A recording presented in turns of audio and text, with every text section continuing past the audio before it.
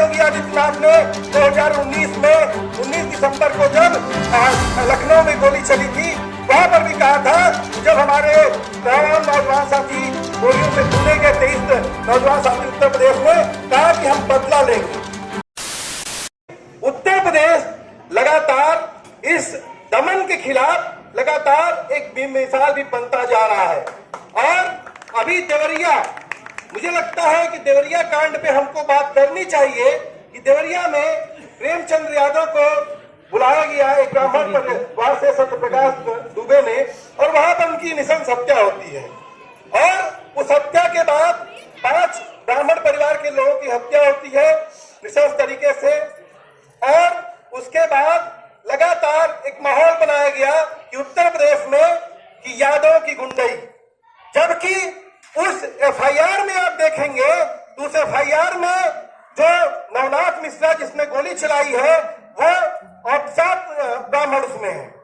सवाल इस बात का है कि योगी जी जाते हैं और कहते हैं कि कोई बख्शा नहीं जाएगा, और यही भाषा योगी आदित्यनाथ ने 2019 में 19 दिसंबर को जब लखनऊ में गोली चली थी, वहां पर भी कहा था कि जब हमारे तमाम नौजवान साथी गोलियों से भूने गए 23 नौजवान साथी उत्तर प्रदेश में, कहा कि हम बदला लेंगे। लेकिन जब प्रेमचंद्र यादव के घर को ढहाने के लिए गए और मापने लगे तो जनता खड़ी हो गई और योगी जी का बुलडोजर रुकना पड़ा। ये उत्तर प्रदेश है। निश्चित रूप से आज हम उत्तर प्रदेश में बैठे हैं तो आज आजम खान पे भी बात करनी चाहिए।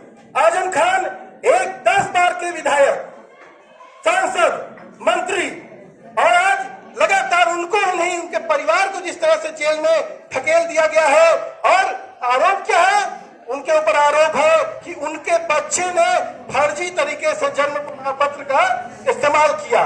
शायद उत्तर प्रदेश नहीं, देश नहीं, मुझे नहीं मालूम है कि दुनिया में जन्म को आइडेंटिफाई करना एनआरसी एनपीआर जो पूरा सवाल था, वो यही सवाल था कि असम में किस तरीके से लोगों को दमन किया गया। आज उस परिवार को जेल में बंद कर दिया गया और आजम खान एक लोकप्रिय सांसद, विधायक, मंत्री और जेल में जाते हुए कह रहे हैं कि मुझे इनकाउंटर हो सकता है। आज उत्तर प्रदेश में अतीक अहमद और उनके भाई अशरफ को जिस तरीके से सड़क पर गोलियों से भून दिया गया, ये उत्तर प्रदेश है। लेकिन मैं साफ कहना चाहूंगा कि ये उत्तर प्रदेश वही उत्तर प्रदेश है कि जहां पर 2 अप्रैल 2018 को जब SC/ST एक्ट को कमजोर करने का प्रयास किया गया तो सबसे मजबूत और राजस्थान, उत्तर प्रदेश, यही वो इलाका था जहां हमारे 13 नौजवान शहीद हुए। और शायद जब हम लोग आंदोलनों की बात करते हैं तो CA NRC किसान आंदोलन की बात करते हैं, मैं कहूंगा साथियों से कि 2 अप्रैल 2018 के भी उस आंदोलन का जिक्र किया जाए। ये शायद मोदी काल में, मोदी गवर्नमेंट में किसी की औकात नहीं हो गई थी। लोग रुक गए थे, घरों में दबक गए थे। लेकिन हमारे दलित नौजवानों ने जो 2 अप्रैल 2018 को भारत बंद किया, उसने इस बात को लाके खड़ा कर दिया कि नहीं, ये देश भारत बंद कर सकता है और अगर हमारे हक हकूक पे आप हमला करेंगे तो हम भारत बंद कर देंगे। और देखिए बुलडोजर का जो राज है, आज यहीं पर हमारे खिरियाबाग की हमारी माताएं बहनें बैठी हैं। और आज इसी महीने में नेताजी ने कहा, प्रमोद भाई यहाँ बैठे अभी पिछले बात किए, और वहां पर जब हमारी माताएं बहनें सशक्त तरीके से खड़ी हो गई तो योगी आदित्यनाथ के बुलडोजर को वापस जाना पड़ा। तो कहते हैं, सही बात कह रहे थे मंगू जी, कि ये धारा बना दी गई है कि योगी मोदी ये नहीं जाएंगे, ये तो जमीन ले ही लेंगे, तो जान ले लेंगे। लेकिन नहीं, जब जनता सशक्त तरीके से आवाज देती है, खड़ी होती है।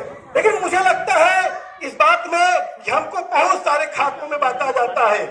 जिस तरीके से फादर ने अपनी बात रखी कि आज इस बात को समझना पड़ेगा कि पूरे उत्तर प्रदेश में धर्मांतरण के नाम पर बड़े पैमाने पर आप देख लीजिए कि 4 खबरें किसी भी अखबार की पलट लीजिए, हर दिन पलट लीजिए तो ज्ञानव्यापी, मथुरा, मुख्तार, अफजाल, अतीक अहमद मर गए, उनके बारे में भी खबर छपती रहती है।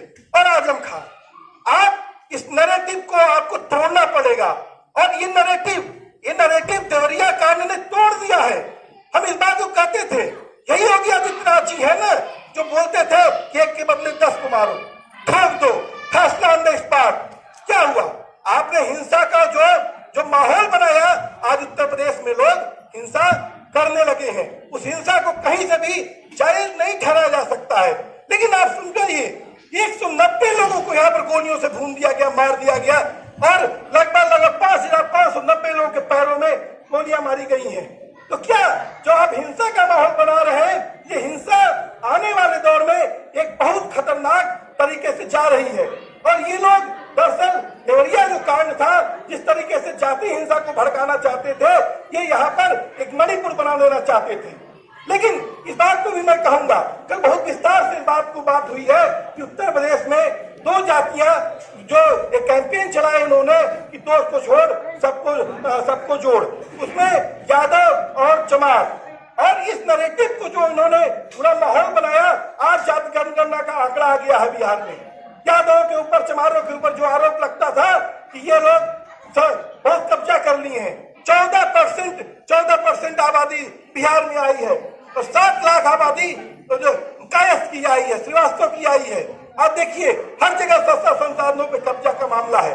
तो मुझे लगता है कि इंडिया अलायंस ने जो इस बात को कहा है साफ तौर पर कि जाति जनगणना उनका प्रमुख एजेंडा है, और मुझे लगता है कि एक दौर में जिस तरीके से जो विध्वंस की राजनीति करने वाले लोग हैं, बुलडोजर की राजनीति करने वाले लोग हैं, जिस तरीके से बाबरी विध्वंस के बाद जो नैरेटिव उत्तर प्रदेश ने बनाया, निश्चित रूप से उत्तर प्रदेश में बहुत सारे हमले हुए हैं, लेकिन उत्तर प्रदेश ने राजनीति को नैरेटिव भी दिया है।